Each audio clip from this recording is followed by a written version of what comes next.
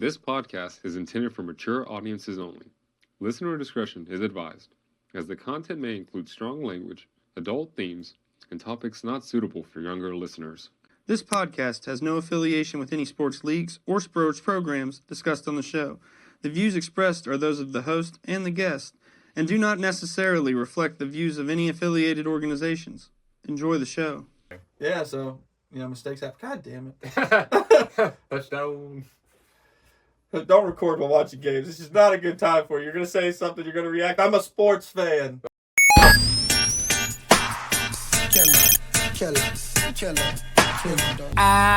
Motherfucker, we gone crazy. Yeah, what up, what up, what up? I'm in here right now, and you know I'm dressed up. I messed up a few times, but shit, so what? It's fine because I just don't give a fuck. Just don't give a what in the world, yeah. Just don't give a what in the world.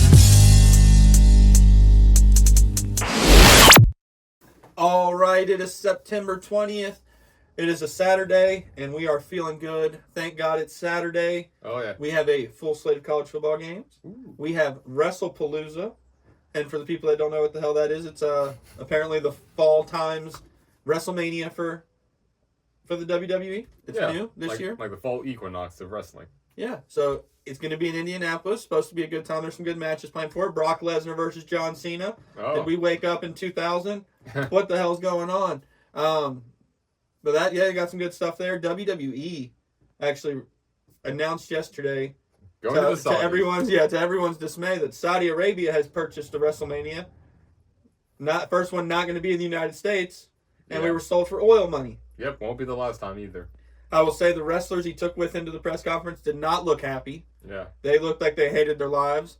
I think, like we said, we got college football, NFL full slate. Oh, yeah, we're still going strong. My bets are hard, and so are my fantasy points.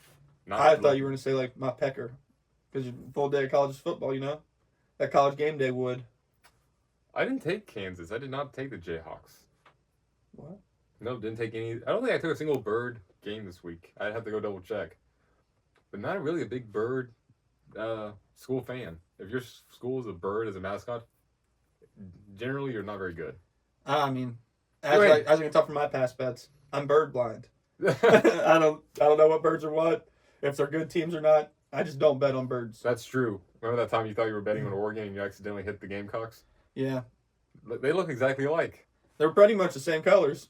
Yep, same size, everything. Yeah, so, mistakes happen. God damn it. Touchdown. Don't record while watching games. This is not a good time for you. You're going to say something, you're going to react. I'm a sports fan. That's true, but we have to be submerged in the sports. Absolutely. You have to be the sports in order to talk about the sports. Very simple. Anyway, good show today.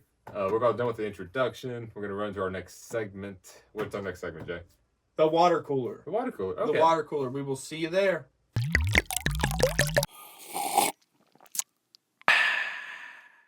Soul, did you catch a game last night? All right, guys, we are at the water cooler. It's time for us to talk all pop culture and sports, mostly sports. And if they intertwine, so be it. Yeah, this is a sports-heavy show.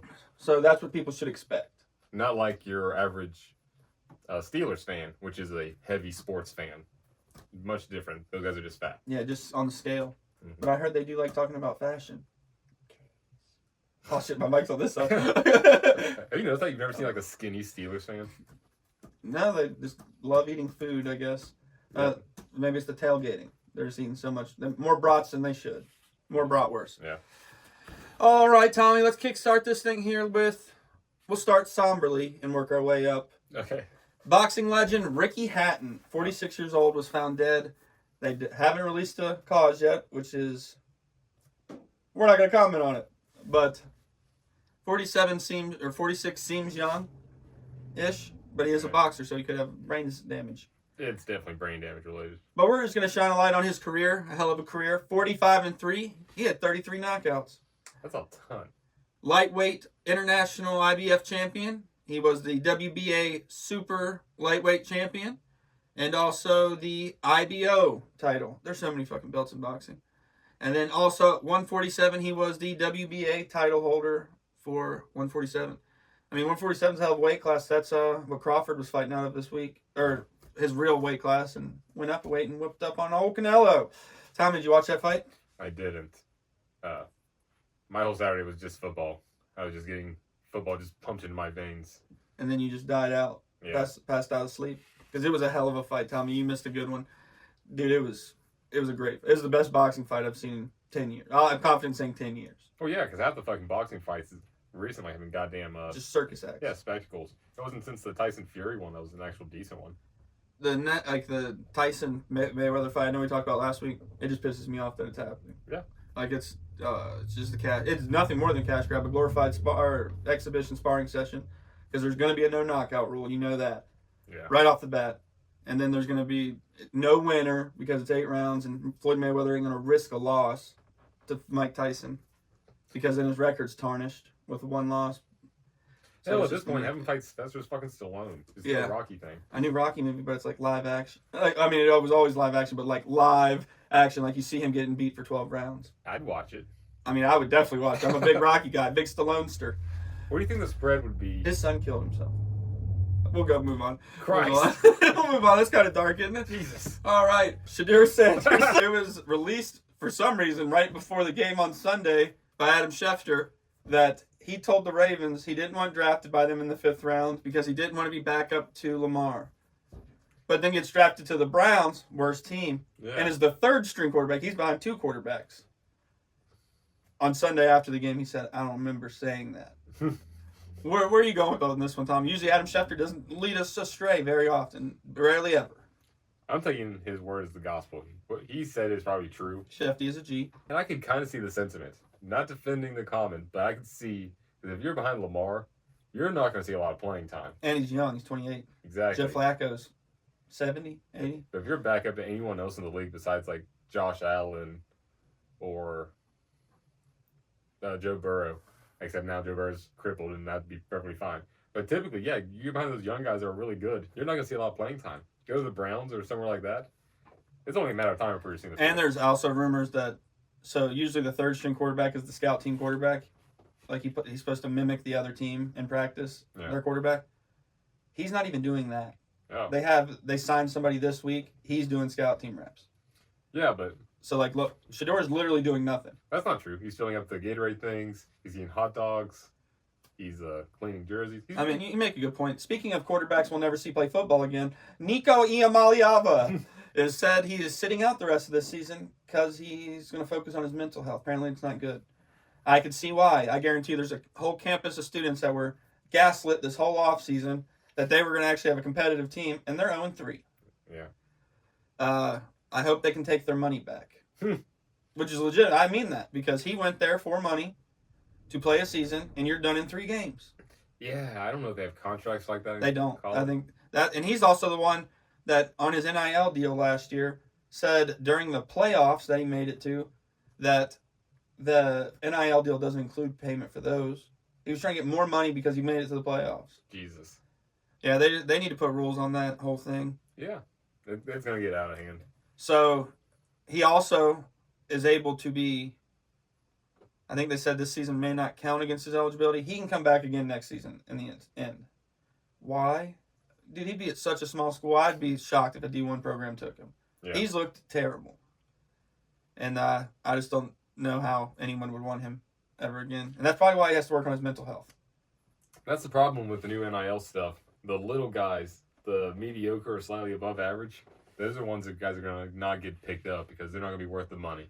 2 coaches fired this week, UCLA. That's why I was going to say the eligibility thing might not count for him. Virginia Tech also said bye-bye to their coach. Yep. I saw the list of candidates. Michael Vick was on there. Possible, but it was like a projected. Not a chance in hell. Charles Huff was on there. I'll be on the fucking head coaching staff before fucking Michael Vick is. Charles Huff was on the list. He was last. I thought hilarious.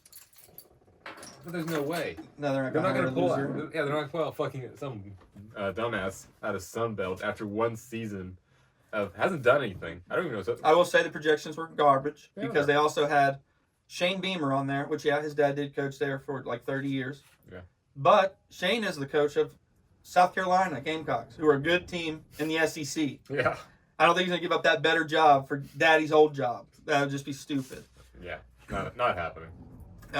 College football, we have Theo Vaughn made it known on his podcast that Diago Pavia said if he wins the Vandy game, which they did, that Theo could take his mom out on a date, which I don't get the bet because he competed essentially for his mom to take out Theo on a date. They're playing it like, oh, Theo's getting to take out this hot mom, which agreed. But it seems like the son is the one that was like, I need this. Like, I'm going to play better. My best playing ability is indicative on whether my mom gets to go on a date with you, is what it sounds like to me. Maybe the mom put some pressure on him. I mean, she's good looking. She's right there in the heart, John Hart. I recognize it. I see that. For a mom, though? Oh, man, that's a mom 9 right there. Diego, your mom's a mom 9. I don't think so. The scale is different, but your mom 9. But tell us your favorite mom down in the comments below. All moms are welcome. Tommy, who is your favorite mom of all time? Favorite mom of all time? Like, obviously, our moms shouldn't say anything. This is a mom that you'd like to knock boots with. From TV, television, movies. Happily married man, but hypothetically, they would always have... You're also backdating from before you were married, so this is... Sure. If we're going backdating, then it'd have to be the original MILF of all time, Mrs. Brady. Mrs. Brady. I cannot remember the actress's name. I thought about doing a joke and being like the first wife on Fresh Prince, because they switched up one season. But I don't think she was that pretty, to be honest with you. And I'm not going to say what the words that come out. I like black chicks. I don't think that's racist, but obviously it's not racist. But it's not racist to like black ladies. I know. Good for you, Jay. Very progressive. Who would I pick? The Winchester's mom's pretty hot on Supernatural. Yeah. She was on fire the first time I saw her. That's a good show. That's a good show. Dennis's mom? No. It's Always Sunny? No. She was old. Joan Jetson. All right, we're going to move on. That segment took a little too much time. Yeah, I had to think. I'm thinking it's hard. Hannah Einbinder. What, you have one? You want to go? Yeah, you're Fire good. one off. I was just going to talk about all the fucking NFL quarterbacks dying the weekend. Yeah, they're all just going down. Joe Burrow's, he's starting to have an injury problem on his career, which is never good to have when you're marked by how many injuries you have in a season. Yeah. He's out 3 months, which by my math, he should be back by like week 12, 13. I've also heard people saying, fuck that, with that injury, he's out the year. It's turf toe. I'm not sure. Yeah, I've heard it's like a very painful injury because you're always on your foot. I mean, that makes sense. But yeah, Joe Burrow, Brock Purdy, McCarthy, they're all out. Do you think Pat Mahomes is injured? Because he's playing like shit. The Chiefs are 0-2 for the first time in Pat Mahomes' career, Tommy. That's wild. It's wild it took that long for that. Absolutely. And everyone looks like they're in panic mode on their team. Like, on the sidelines, not just based off of, like, everyone saying in media, are the Chiefs done? Is this the end of the road for them being a good team? No. I think it's on the sidelines. Look how mad Travis is here. He was seen yelling at Coach Andy Reid in the last 2 minutes of the game. I'm sick of this shit. You're in week 2, dog. No one's stopping him from catching the ball. Yeah, and he's the one that tipped the ball to the other team and lost them the game. He lost them the game, for being honest. I love Travis, but he lost them that game. By definition of what actually happened, he's the reason they lost. There's no other way he could misstring that. But, as anyone will tell you, Jay, 0-2 teams, especially this season, have the most potential out of all of them. The Chiefs, obviously, 0-2, losing to quality Justin Herbert, the Eagles rematch. They have been good opponents, too. Exactly. And the other 0-2 team that comes to mind, that is of the same caliber, facing the same obstacles, just a really tough front, heavy season, the Panthers. And both quarterbacks, alike in dignity, are about to pop off. Exactly, Jay. You recognize it. Patrick Mahomes is basically Bryce Young 2.0. He's the half and half. We don't sure if he's black or white. That is just struggling to find himself this season. And they've got the stats. Bryce Young's putting up some good numbers. Patrick's putting up good numbers, but they can't seem... Because they both are facing the top-notch bird opponents. The Eagles and the Cardinals. Both high-caliber teams. Like, number one in all this stuff. Both teams are hard to fight. But they're both very close games. You play those games 100 times, I guarantee the Panthers win 51 times. But this is just one of those 49. So the Panthers, I guess we were talking about the Chiefs, but I think the Panthers still have a lot of the game left in them. Tommy, you know we have people listening, right? And you saying the things you just said, they're going to doubt that you know ball. But one thing I will say that verified, Tommy, in your illusion of delusion there, is that you are a sports fan, because that's what all of us sports fans are delusional. Even the worst team in the league will wake up on the first game day and say, it's our year, Super Bowl possibly, maybe Super Bowl inbound. We're not out of it. I'm telling you right now, the Falcons 1-1, the Bucks I think are 2-0, Saints are 1-1. I mean, right there, it's neck and fucking neck. I'm going to move us on, Tommy, because I don't want to hurt your feelings on live television, but we're not live either. This is television. They can watch this on whatever they want. You can. Travis Kelce is the reason I think they lost, besides the catch. Seeing a bunch of the players during warm-ups were wearing a shirt that said, Free 4, for Rashee Rice, with pictures all over it. Of Rashee. Is it just because they're doing bad that they want crimes absolved? Because he had to go to jail for a month. Like, he did commit a real crime. Yeah, like, he deserved it. And you don't want the NFL to, I guess, step in? Is that what y'all are saying, Chiefs? You don't want the NFL to step in and say, hey, y'all shouldn't be committing crimes? If you do, you will get punished. So, as an alteration, besides, the criminal penalty, that as an NFL player, you shouldn't do that. The NFL hates punishing people, though. You can beat your girlfriend in an elevator, smack her around in your hotel room, drive 1,000 miles per hour and hit a dog. Do what you want. But God forbid you spit on someone. You only mentioned the dog. He also killed a lady. It's a lady and her dog. Yeah. It was another white lady. I don't think she was white either. She was white. I saw a picture. It was a white lady. I thought she was light-skinned. No, she was a chunky little white girl with glasses. I'm glad she's dead. Exactly. But God forbid you spit on someone. Speaking of getting hit by a car, UFC fighter was revealed by one of his people in his fighting camp that he was hit by a car the day before he fought the UFC Noche event, and he didn't want to pull out and fought like a warrior. He did have a TKO, so maybe he thinks now he probably shouldn't have done that, but that's pretty G. He got hit by a car and then just went and fought somebody the next day. That is crazy. But speaking of people that probably should have dropped out sooner, Conor McGregor officially pulled out his candidacy for the Irish presidency. I thought it was going to be like a pregnancy thing when you said pulled out sooner. Wish that he pulled out sooner. No, not that clever. Oh, dang. No, Conor McGregor not going to be the Irish president. Damn, the Irish are down bad since Notre Dame lost 40-41. Yay! Yeah, just like we said it would. We're not fucking dumb. Molly Karam has left ESPN after 19 years. If I was ESPN, I'd be upset. She's a very sexy lady. Emeka Abuka is tied amongst the league for most receiving touchdowns as a rookie. Most receiving touchdowns, but he is a rookie. Mm-hmm. At 3. That's big news, even though he dropped that one last night on Monday Night Football.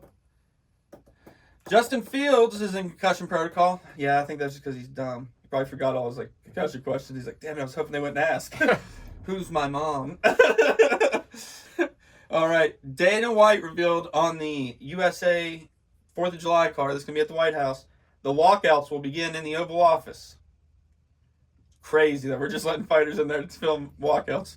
Yeah. They used to be like a meaningful place that only really cool people got to go to.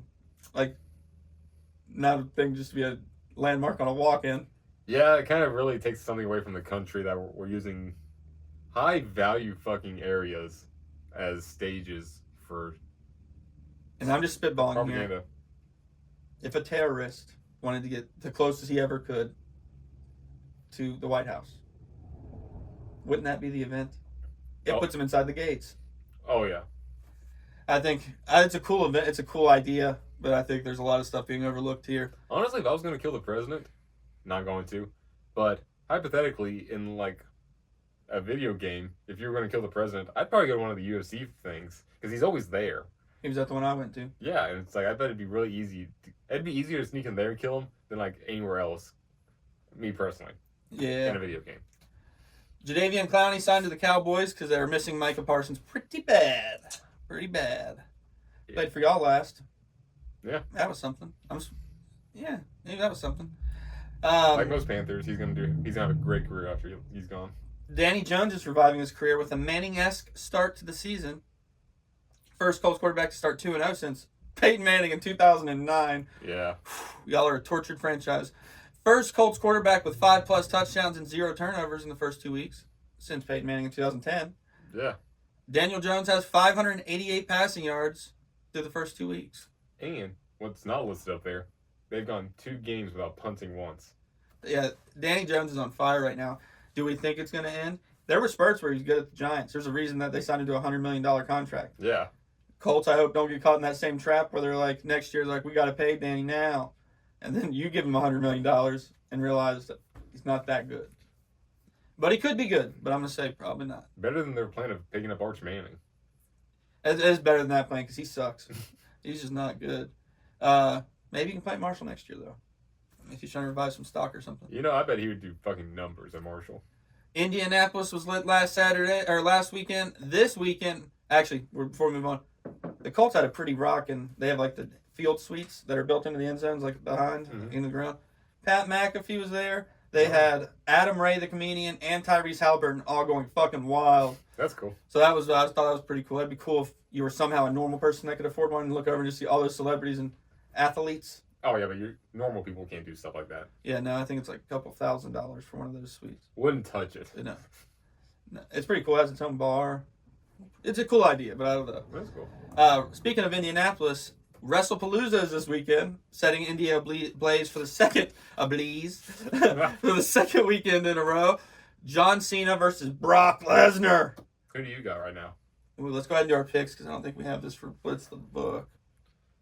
I think John Cena. He's got a lot going on right now.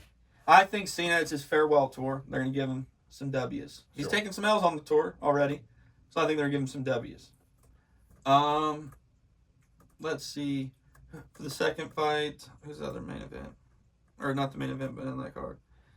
Seth Rollins and Becky Lynch, husband and wife, versus CM Punk and AJ Lee, husband and wife. Who do you think's taking it? Probably not CM Punk. I know, we saw him live at his first UFC fight. And we have video, actually, that we could plug that in. But it's the worst video I've ever seen in my life. It was like 2011. I saw an actual snuff film, and I thought CM Punk's fight was worse than that. It was bad. He couldn't really do much. I don't think he landed many punches in the UFC, and he was in 2 fights. No. At all. It's just trash. But I'm gonna on that one. If we're gonna do the pick and get out of that, I'm gonna go AJ Lee and CM Punk. No, I just said I wasn't gonna go CM Punk. Damn. I'm going Seth Rollins and Becky Lynch. Already forgot. Not good. I'm immediately going and say I did. You're gonna do what I said I would not do. Jay, we're gonna put you into concussion protocol. The lights are bright in here. I probably couldn't answer all those questions. It's like 10. Oh, that's a lot. Who knows how many letters are actually in the alphabet? Does anyone else have a headache? Confirming it further. I'm hot. Speaking of wrestling, Nikki Bella revealed that she is on her own 4-week IR after her implant got pushed down her body because she got landed on by 300-pound WWE wrestler Piper Niven, who gave her the elbow on SmackDown. I'm going to say prayers for her boobies. I hope they're okay, and I hope they remain shapely. She's very hot. Nikki and the Bella twins. Absolutely. We wish her the breast out there. Yeah, the breast. Got that off your chest. Into the waistband. Going tit for tat. What else we got? JJ McCarthy. Let's talk about how shitty of a quarterback he is. Did we call this not on the last episode where we said, how do we know it wasn't just one good quarter against a shitty Bears team? Yeah. And what happened? His stats are so bad that fucking MGM dropped their nuts on his mouth and said he would have a better quarterback rating if he spiked every pass he threw into the ground. Yikes. That is fucking terrible. You got shit on by a sports book. Yep. I think that they're stuck in this decision. Because, I mean, obviously it's the first-year start for a first-year. Oh, now he's injured, and so they don't have to worry about that. Again, they have to start Carson Wentz. I feel for the Vikings fans. They obviously have a gun in their mouths. Kevin O'Connell, what are you doing? You let Sam Darnold leave, which he'd be playing now. You let out Daniel Jones, who's doing great right now. Do you think Carson Wentz orchestrated this in some kind of elaborate Lyndon B. Johnson killed JFK conspiracy? He might just convince JJ that he was injured. He doesn't look like a smart guy. And based on his decisions in that football game, not a smart guy. Hey, how do you know you're not injured? That's a good point, man. He has literally, and this was just on this last game, he made this possible. First, or youngest player to get to 500 career reception yards, or 500 career receptions. Damn. The second youngest, and was the youngest before him, was Larry Fitzgerald. His brother went to Marshall. Yeah. What else do we have? Jalen Polk got traded to the Saints. No one cares. Fighting Nerds said they won't lose again after they redraw their plans or whatever. I knew that they were going to lose. First two lost. I was a big Fighting Nerds guy. I took the first two that lost. Mm-hmm. And by the third one, I said, nah, it's a trend. And it cashed for me. Cash money. So, yeah. Other than that, the Emmys were mentioned. At the Emmys, the Eagles were mentioned by Hannah Einbinder. Said, go Birds. But also, she said, free ICE and free Palestine. I think she said, fuck ICE. Oh. It does say fuck ICE. It was cut off there in a weird way that kind of looks like it says free ICE. Which, I mean, she's dishing out ice cups. Commander signed Chase Edmonds, who played for Cliff Kingsbury in Arizona previously, because we lost that one running back to an Achilles. Yeah. Austin Eckler. I didn't forget your name. I did forget his name. You're about to lose a quarterback. Shut your mouth. It's just he's got a knee boo-boo. And all we're saying is, Jaden, take it easy. Set this one out. We got this one. Marcus Mariota is going to light up the field. Oregon Duck, if you don't remember. Won a national championship. Yeah, he did. All right. Did he? He didn't win a national championship, I don't think. Maybe. I'm an Oregon fan, and the fact that I know he played Alabama, that's why I don't remember if he won. But wasn't he also a Raider? He was. Raider revenge game. It's against the Raiders this week. Ooh. Raiders revenge game. Mariota comes out, balls out on his asses. I like to see that spread. We'll talk about that later. Okay. I'm kind of glad because if Jaden risks it, he has to go against Max Crosby on a rookie tackle. We have the rookie offensive tackle blocking Max Crosby. I don't want him hit by Max Crosby like 7 times in a game. Let Marcus Mariota take those blows. I do. I know those things. Fuck you. He's my fantasy quarterback. I got to start somebody else. Well, yeah, we got to play each other in a few weeks. Fuck you, dog. That's going to be a special episode. We may just do a fantasy-only episode on that. Bro, I'm just going to shit-talk you for an hour and a half. I may actually get a gun. I would. Or get another gun. I have many guns. I would. How else would you show your emotions when I tear you to goddamn pieces? I'm so fucking mad. Okay. Well, I think that's about it for the water cooler. We're going to What's Up, West Virginia. Hell yeah. Woo! Woo! Oh, no, that knocked over so many things. None of these media machines will cover my state. And I just want to know, what's up, West Virginia? What's up, West Virginia? What's up? Mountain Mamas. Mountain Mamas out there. Yeah, what's up with my Shenandoah Rivers? Not in West Virginia. John Denver's full of shit. Motherfucker never even been here. You know, dude's born in Germany. John Denver's not even his real name. That was from Dumb and Dumber. He said, Rocky Mountains, John Denver's full of shit because they're in that desert. He went the wrong way. So we're going to get into the West Virginia topics this week. We got some positive topics. Maybe they heard our fan comments of last week. Oh, yeah. Pumped them up. Got West Virginia behind him again. Well, we were always behind them, but we were angrily behind them. Some of us. We heard it from the comments section. Sometimes you need some self-love. Sometimes you do, and sometimes it leads you to winning upset in the backyard brawl. Hey. Tommy, let's go ahead and get the opening facilities out of the way. Let us know the scores for all West Virginia teams in college this week, or last week. Okay, starting off, WVU 31-24 against Pitt in overtime. Massive win. Big win. Marshall, another big win. 38-7 against Eastern Kentucky. Then moving down to Division II, Shepherd University lost to Slippery Rock 28-35. Glenville State beat Millersville 44-28. West Liberty lost to Robert Morris 28-14. Wheeling beat Lake Erie 35-31, close one. And then Bluefield State got absolutely fucking crushed by Wingate 72-7. I'm not going to lie to you, Tommy. I support all of them. I really do. They're West Virginia athletes at the end of the day. I didn't know half of those team names. Like those colleges were. I didn't know they were colleges, to let alone that they had a big enough school to have a football program. Yeah, one more. West Virginia Wesleyan played that Thursday on 9/11. Never forget. And lost 31-0. They'll never forget that, goddamn. To Ohio Dominican. Never forget for sure. And how could you forget West Virginia Wesleyan? Such a premier school in this state. It wasn't on the Saturday game, so I had to go backtrack. Yep, I know. The only alumni I know from West Virginia Wesleyan, Miss Burdett. She wrote me a letter of recommendation if I wanted to go. I didn't apply. It was that was an easy one. I know a couple people. No friends. No friends, because they're not good people. I love Miss Burdett. She was cool. She made me try She was that teacher that really cared if I learned to read in 9th grade. She gave me a C, and I couldn't play lacrosse in freshman year. She was a tough teacher. She took no BS. She was a bitch. Anywho, yeah, West Virginia sports, kind of a mixed bag. Highest of highs and some lowest of lows. But it wasn't... The lows were relegated to Division II and lower. So they're easy to brush off. They are. Yeah, so we're going to go ahead and talk about the D1 programs. We have West Virginia upsetting Pitt in overtime. What a game. Massive. West Virginia looked good. They really had Pitt on their back heels the entire time. And their quarterback, the other opposing team's quarterback, was scared of getting batteries thrown at him. Apparently that was a thing. Yeah. Which is smart. Batteries hurt. They hurt. I didn't realize. How can you get batteries past a metal detector? You know what you can get past a metal detector? Rocks. I took mine out of one of the golf carts on the sidelines. I was on one of those batteries. That's a big battery. That's a big ass battery. Whoo-wee. Didn't hit the guy. It's really hard to throw those. They're heavy. Killed a guy in the stand in front of me. So is Not a hot dog. West Virginia's back. That's why I've seen it. West Virginia's back. They have Kansas this week, and Godspeed. Godspeed, West Virginia. Yeah, this is gonna be a real test. It's gonna be a tough test. Unranked Kansas, but Kansas is never a fucking slouch. Ain't nobody. They ain't nobody. There ain't no nobodies. Yeah. Everybody can be a nobody. Shout out Terrence Crawford.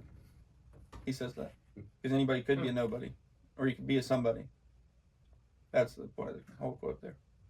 Anybody can do nothing. Yeah. Choice. I guess it is. He's not from West Virginia, so we'll move on. All right, so we have And then Marshall. Marshall at home beating the dog shit out of Eastern Kentucky. Yeah, Yep. EKU. Shout out Jensen Williams, played for both.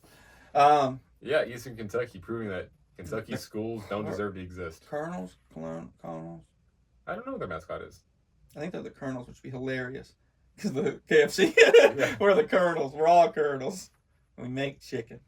That'd be funny if they ever played UGA, because UGA has a Chick-fil-A in their stadium. Boots on the ground. I didn't think it looked that bad. Apparently, Marshall tried the worst tush push in the history of tush pushes from 4th and 2. I mean, They really were at a high upside. They're like, maybe he'll make 2 yards. I wouldn't take him on the first time they're doing a tush push to make a yard. Jesus Christ. They just really disrespected EKU, which I'm all for. They're from a dumb state. Yeah. Wait, aren't they like some sort of... They have like a religious thing to them, don't they?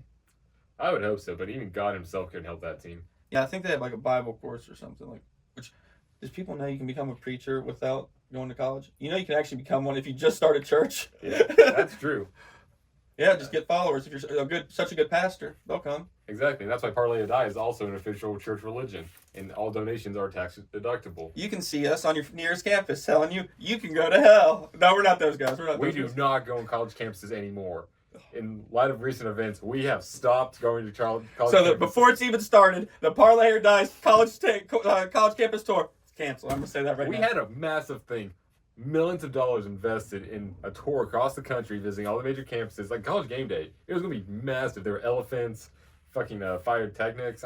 Pyrotechnics. It was nuts. I had to cancel it. We can't take the risk of us being on a college campus. And Tommy just doesn't feel comfortable around Elga to begin with. I don't. Every time I see that dog, I just want to stomp it to death. I think it's an ugly dog as well. But we'll move on. Tommy, so Marshall finally got the kick the dick in on somebody. They scored more than 10 points, which they did last week, but they covered the spread. They scored more than 20. They scored 19 last week. Or 20. Yeah. They scored 20. 21 loss. They scored more than 30 points. They did. Their first time for everything. Season high. Does it? So we're all positive right now. And I hate to be the negative Nancy, the throwing this out there when we're supposed to be so positive. I saw the after video when the coach first comes into the locker room after they've won. He starts to speak. He takes a deep breath. Like, he didn't know going into that game that they were going to win. Like, the pressure was on. He knew they had to win. I'm just like, maybe, is that a bad thing on his part that he was that nervous and scared that he's going to... He's probably in his head thinking, do I even win a game as a college head coach? And is our new AD man enough to be on the balls already where he's just like, how are you not winning? Like, these aren't... The Georgia one we get. Yeah. But the other one's like, come on, man, you're about to start versing the better teams in our Sun Belt Conference, which is a better conference than the MAC and Conference USA. Sure, but he's coming out of the NC State, which is in the ACC. Yeah, that's a bigger conference than the Sun Belt. Yeah, he should be used to tough competition anyway. But I just kind of, from the way he was nervous, I wonder if it was from the AD, like, you better start fucking winning. Which, if so, I support that because I think too many times that we're Marshall, we don't know who that next coach is going to be. We shouldn't fire this guy. Let's give him a shot. I think you give any coach more than a few games to. I think you give them at least one whole season. They say 2 because then the second year it's at least his recruits. Yeah. So they always say 2. And I'm not saying fire the guy, but I would like there to be like a general push that's like, but do better. Sure, of course. Yeah. Like let's do better. Don't let our fans be subject to that because you'll lose a fan. You won't lose West Virginia fans, but you can lose a fan base.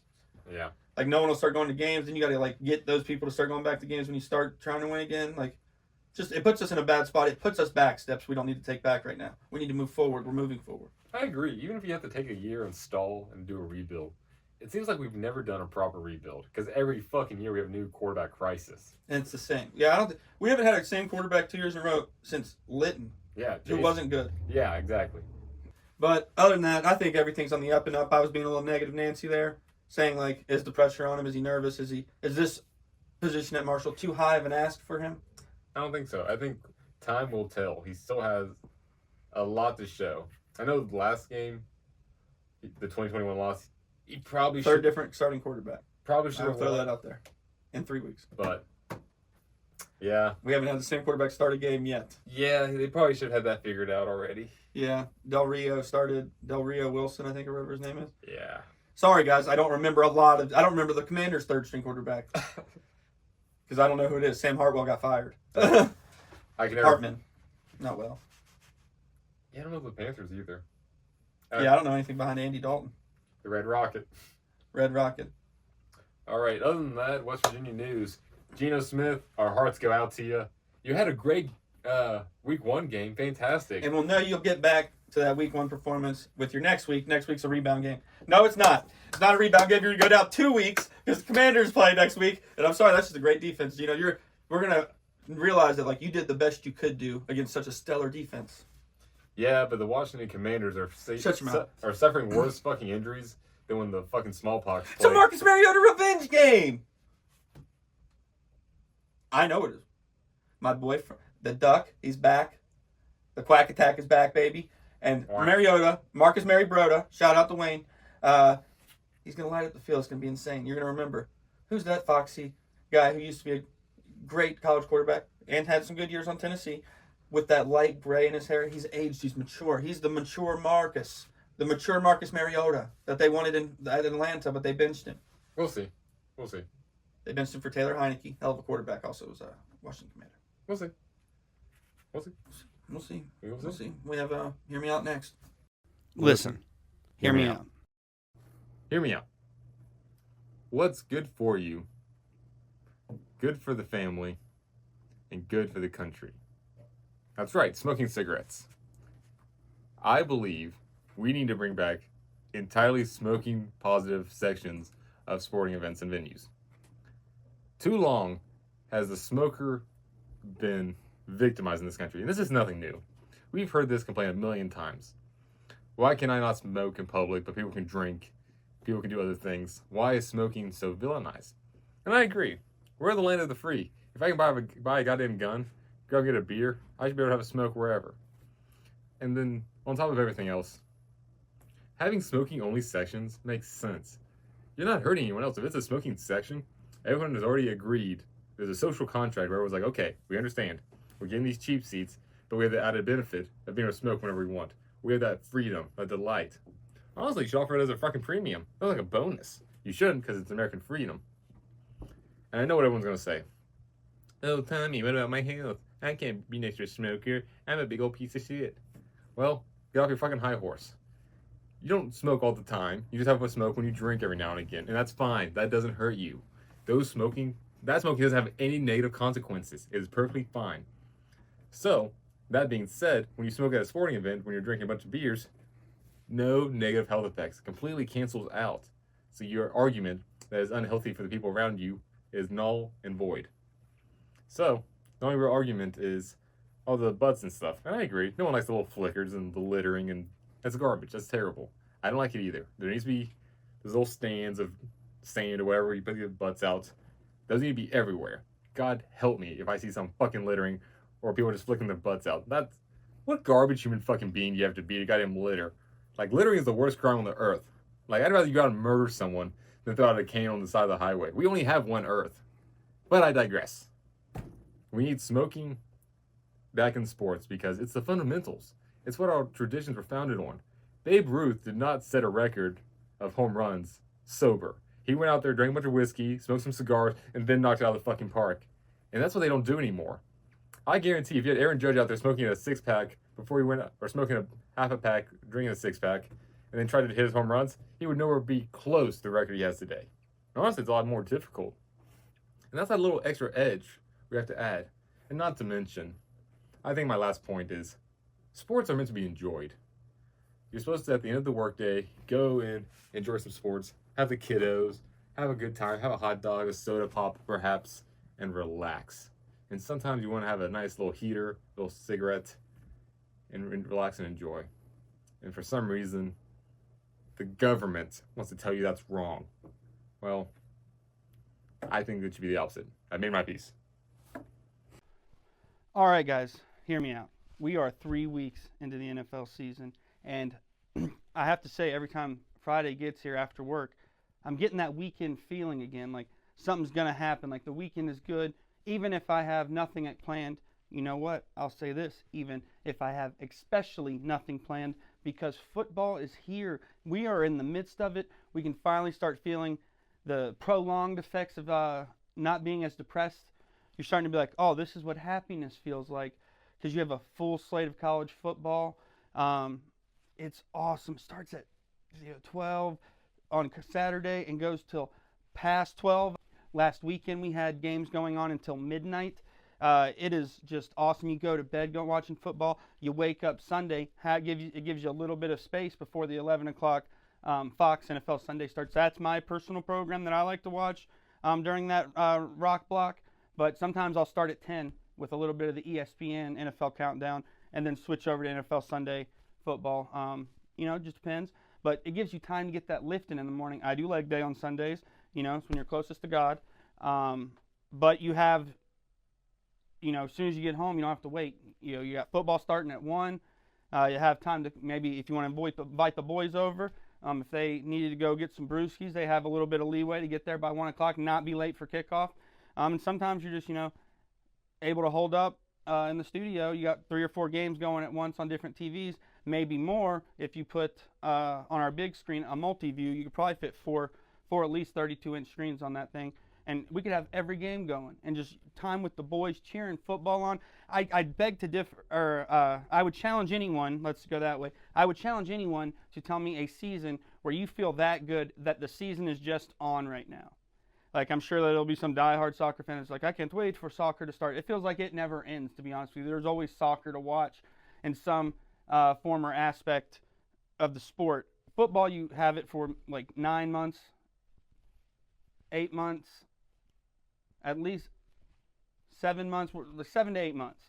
And then, yeah, we have the other alternates now, but it's not as good. You don't get that feeling of like, thank God football's on. It's just kind of like, oh, I can watch this because nothing else is on, which is fine. Those guys are, trying to make careers, feed their families, and, still live their dream. Hats off to them. All is well. But I don't want to watch it as much as, what I get to see in the fall. So having those, I don't have to stop watching football, like that you may get on like a little bit of a depression on Thursday when the game ends. You're like, man, tomorrow I don't get football. But then Saturday, bam. Sunday, bam. And then Monday night they give you a little teaser. And then, you're, suffer for a little bit. You're just working off of ESPN News and things like that. Sometimes you get some action on some off days. But like I said, I'm going to go back into this point because I'm going to go in a little bit deeper. What other sport gives you that? And just that the sport is on. Like me personally, I have my favorite teams. I will watch them when they are on. But I will watch damn near any other team, if my team's not on, play the sport. I don't do that in basketball. I watch my favorite team's games. I don't do that in hockey where I just turn on anyone's games. I watch the Canes games. But I think in football, there's generally every football fan is a fan of the game and not just their team, that says a lot to the sport itself. I think there's a shifting in America's pastime, and it is football and not baseball. If we realigned it, NFL would be the majority, MLB the minority, and I think they would take that title over pretty cleanly. Needless to say, all of this said, football is king. It's undebatable. Kings aren't voted. They are born into it. And the NFL was born for this. They are the rightful heir. They are the king. And I don't think there's anything you can argue against it.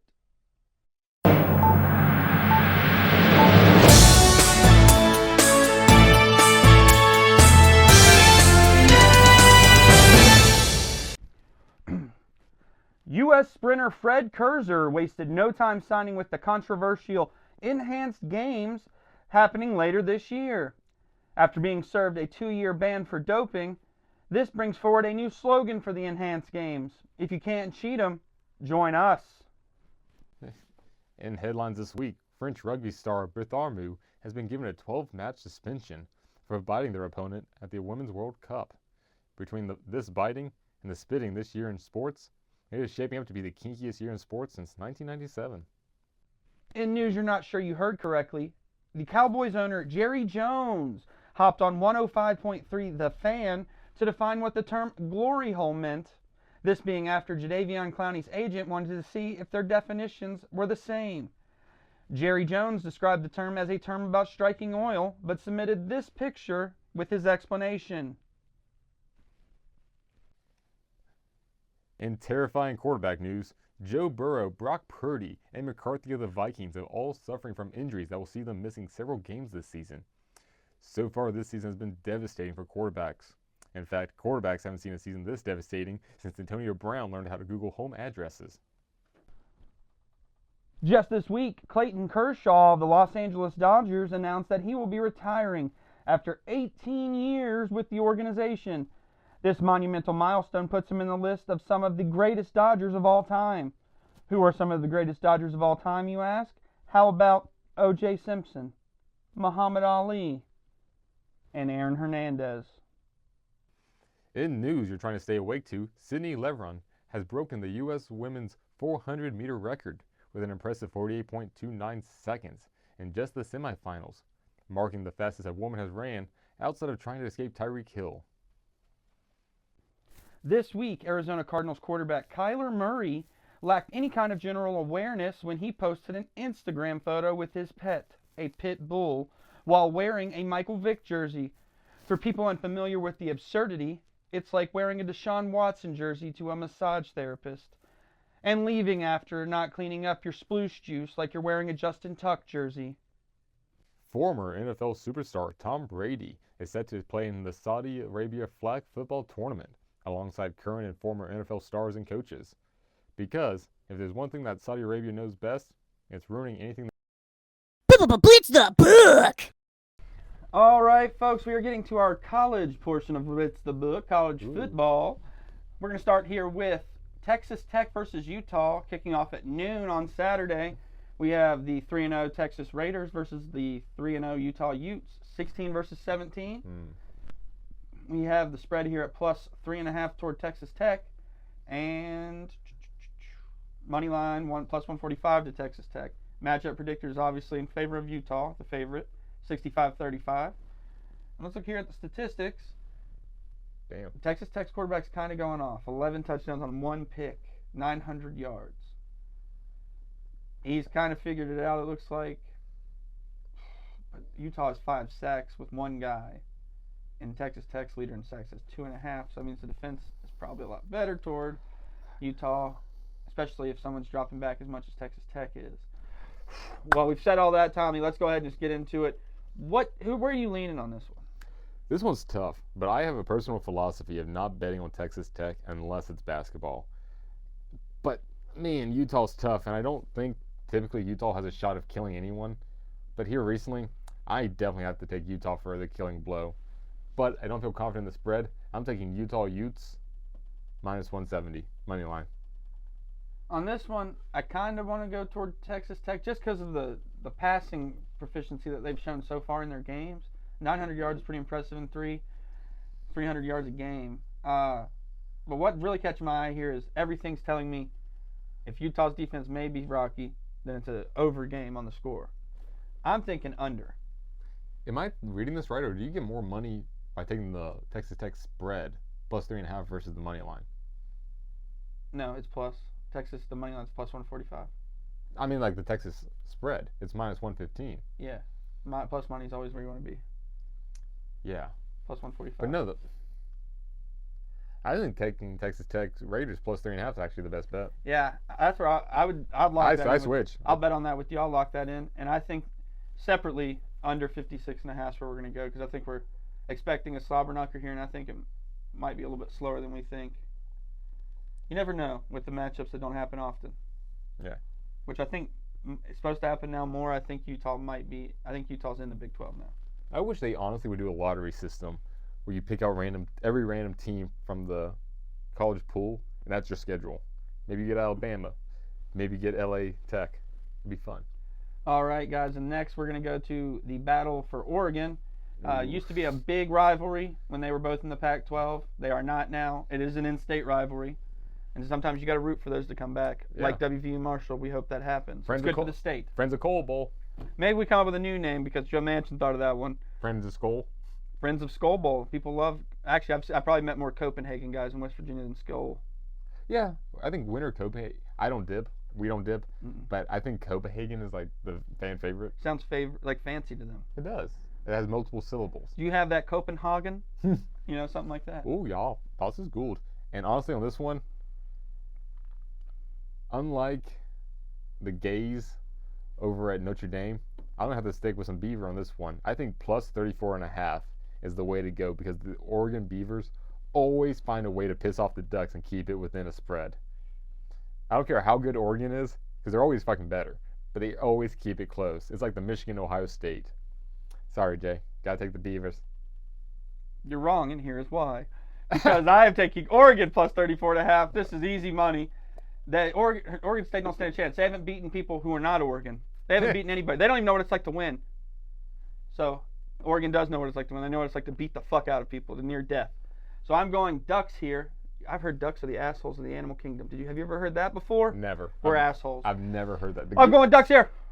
98.7 on the predictor meter. We're going to destroy these assholes. Now, Jay, 1.3 of America is taking Oregon State. Yeah, because Oregon State has a fan base. Like, they have a student body. I was going to ask, do you think that's the student base, fan base, or do you think that's mostly misclicks? Like, people are not reading the thing quick enough? I think probably I think that is the student and alumni is 1.3%. But also, that's probably not all of them. Yeah. That's probably like half of them are like, yeah, the Ducks are going to beat the shit out of us. So that's probably like maybe half their campus and their alumnus. It would have to be. Who are mistaken. Because there's 300-something Americans. That's 3 million at 1%. That's a lot of people. I mean, a couple weeks ago I asked Dante Moore to show me more, and then he throttled the team to 70 points. He did do that. That was something. So I'm going to trust him here. Cover 35. All you need is 35. 5 touchdowns. Is that all you need? 5 tuds. I don't think Marshall has scored 5 touchdowns this season. They haven't broke 34 points this season.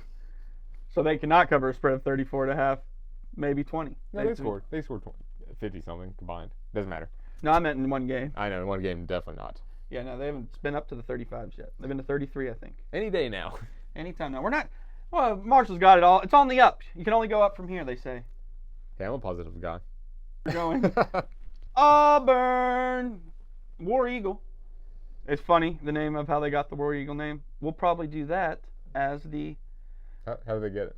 This guy that was a World War veteran brought this eagle, it was like an eagle that he had trained, I guess, in the military, and it went to the game with him. And I think Auburn was losing the game, maybe badly, I think. And the eagle flew up into the air, like as the game was ending, and died and fell to the field. I've heard that, yeah. Yeah, and then that's when they're like...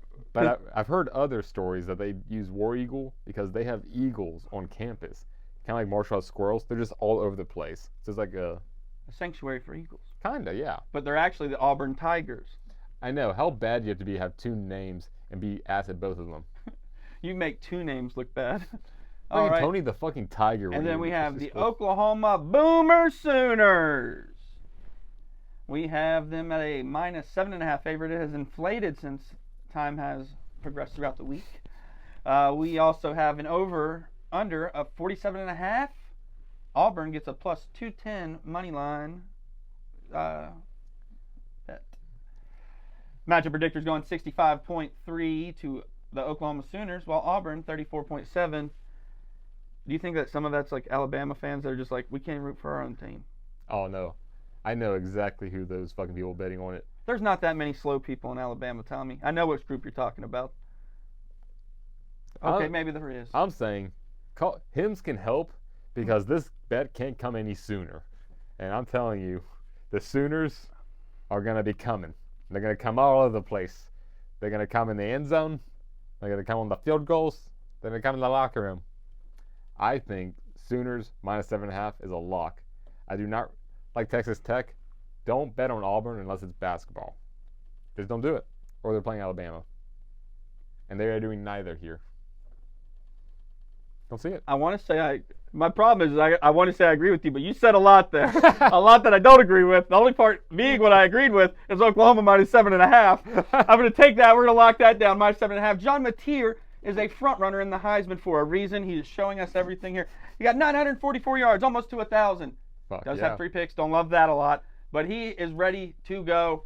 Look at that. Got a tight end with 300 yards almost. 245. He's almost there. T. Baylock looks like fucking cousin It from the Addams Family. I wouldn't want that guy running at me. You can't see what he's looking at. In this photo, his eyes are covered by hair. And Jay Corn on the Cob has probably the worst haircut in fucking Division I football. This dude looks like Kid and Play. So we're going to go Oklahoma to beat these kids at Play. I agree. Lock it. For the next game, we're going to go the Bussin' Bowl, Michigan versus Nebraska. Michigan coming in at 2-1, Nebraska 3-0. Nebraska is the home team. Michigan is the favorite at minus 1.5. I don't know why.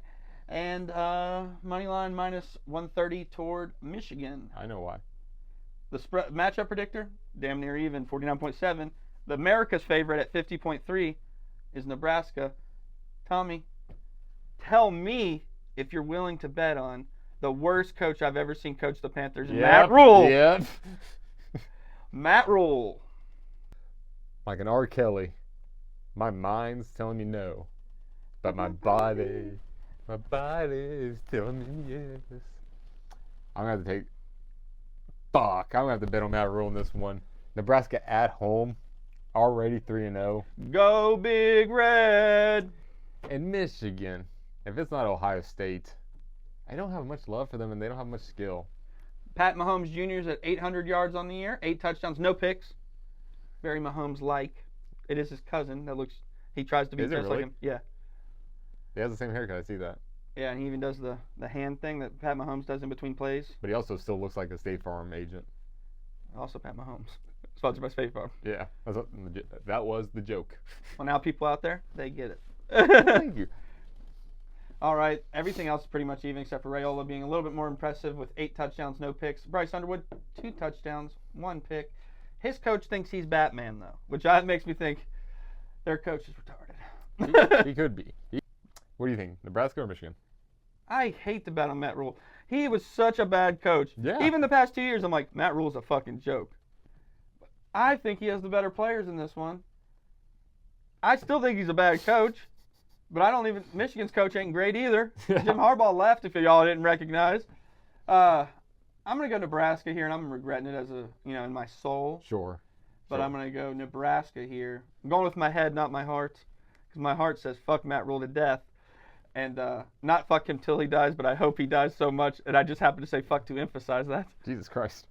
Yeah. So all that, Nebraska. Go Big Red at home. Go Big Red. Willie C. A Commander, Redskin, Hall of Famer, in my opinion. Ooh. Go Big Red! Let's go. Just because we hate... How are they fucking ranked? Dude, yeah. What 0-2 team is fucking top 25? This is fucking ridiculous. Never have seen such a bias. I've never seen a top 24 team not won a game. Yeah. I'm actually in shock that I see the ranking. We didn't see this during COVID when Marshall was fucking like 24th. Show us your bias without showing us your fucking bias. This is fucking ridiculous that we even have to talk about this. I'm going Purdue all day. 2-1 Purdue. Fuck Notre Dame. And if they're number 25 next week at being 0-3, it'll be the first time ever, and NCAA shows their hand, that they are fucking biased as hell. Well, I mean, it's not the NCAA. The coaches poll and the AP. Oh, yeah, the AP poll is so fucking biased. It's just random fucking idiots that watch Rudy. I'm telling you right now, plus 1,300 money line. The Boilermakers have it. It is shocking that I've never seen this before in my life. I've watched a lot of college football. I've never seen 0-2 in the top 25. Yeah. It is fucking just. What does the rankings even mean? That the AP likes you? That's fucking bullshit. I remember when most of the top 25 were undefeated teams. That mattered. Yeah, 3-0 Nebraska we just covered, unranked. Yeah, like what the fuck? This is stupid. Purdue all day. Purdue all day. All right, for the next one, we're going South Carolina, Missouri.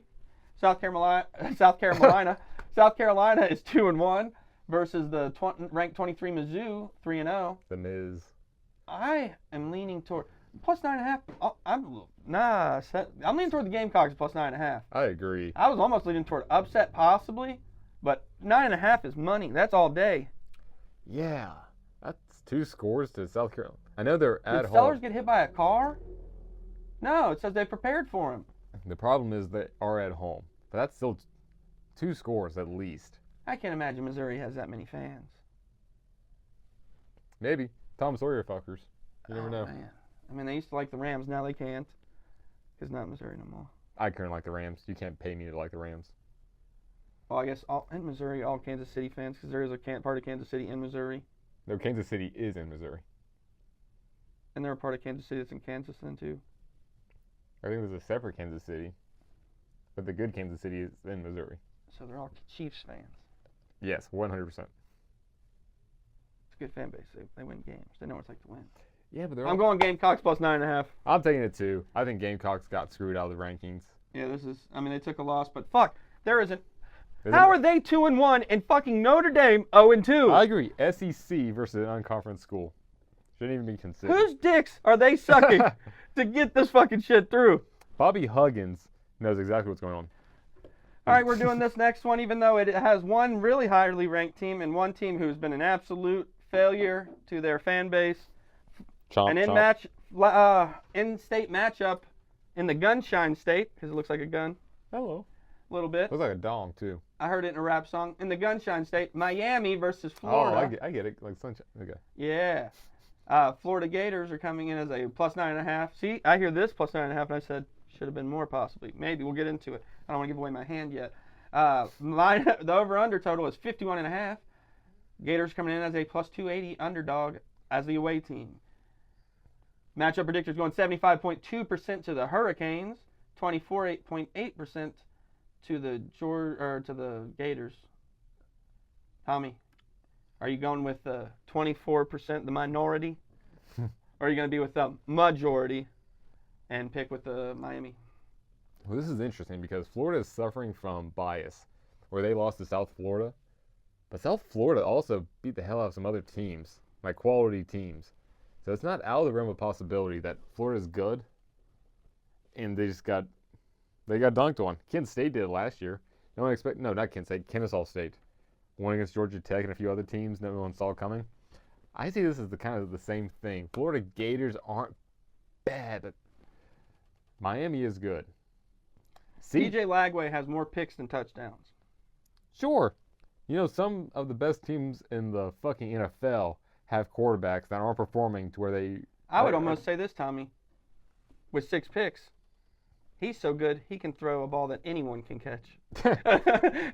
You suck at football, my guy. But see Beck, man. Carson Beck. Yeah, they've been talking about him since last year.